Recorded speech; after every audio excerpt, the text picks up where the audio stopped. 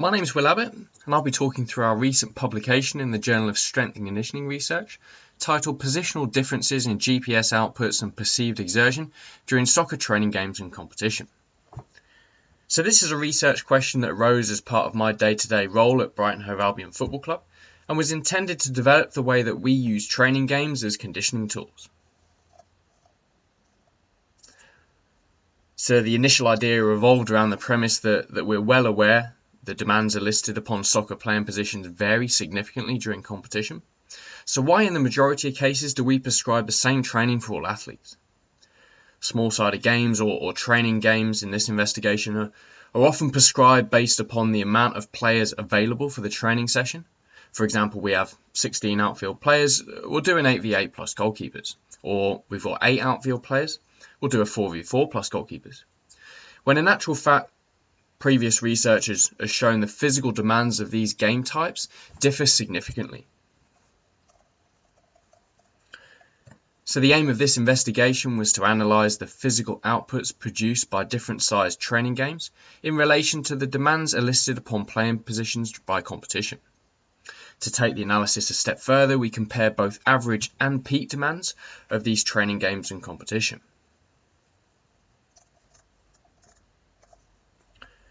With regards to the methodology, competition and training data was collected for 46 under-23 professional soccer players across a competitive season, and players were divided into 5 playing positions.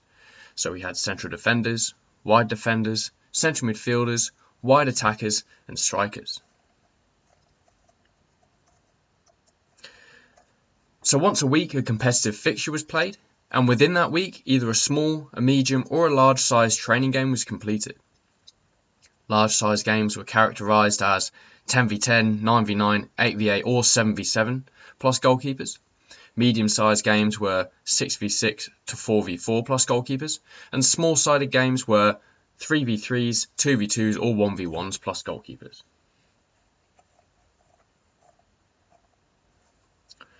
So for both competition and training data, peak and average values were calculated for GPS metrics. So the main metrics we focused upon during the results were total distance, a sum of very high speed running and sprinting distance, moderate intensity explosive distance, high intensity explosive distance, and RPE. So results indicated the general trend for total distance was an increase in both average and peak distances as you moved from small-sided games to medium-sized games to large-sized games, so they increased with game format. When focusing on average intensities, medium and large-sized games produced significantly higher distances than competition. However, for peak total distances, competition produced significantly higher total distances than all game formats for the majority of playing positions. When moving on to our sum of very high speed running and sprinting, the trend was an increase in both average and peak distances as game size increased. So when comparing average demands to competition, only large sized games were able to replicate competitive demands. For peak intensities, all game formats were significantly below competitive demands. For moderate intensity explosive distances, these increased as game format decreased. So when comparing average intensities, the majority of game formats produced significantly higher distances than competition, and this was also true for peak intensities, but only for small and medium-sized games. For high intensity explosive distances, these demonstrated the opposite trend to moderate intensity explosive distances, with their frequency increasing with game size. For average intensities, large-sized games were significantly higher, medium-sized games were similar, and small-sized games were significantly lower than competition, and this was also the case for peak intensities. Lastly, for RPE, small-sided games elicited significantly higher RPEs when compared to competition. Medium-sized games were similar, whilst large-sized games were significantly lower for central midfield and wide attacking playing positions.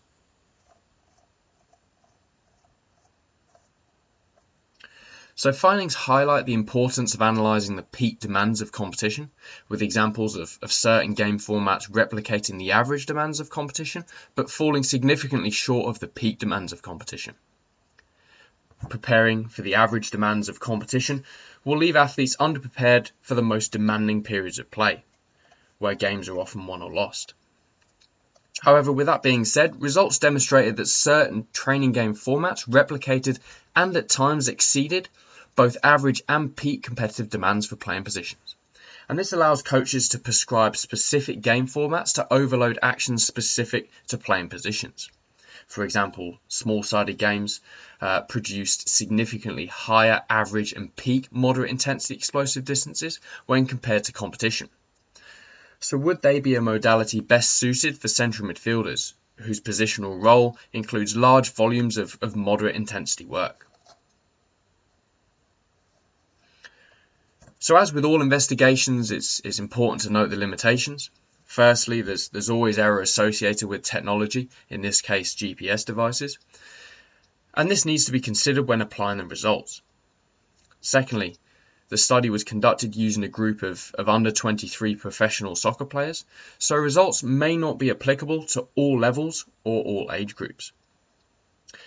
And lastly, specific training game formats were grouped into small, medium and large size games. So 1v1, 2v2 and 3v3 were classified as small training games, when the actual demands of these individual formats may differ from one another.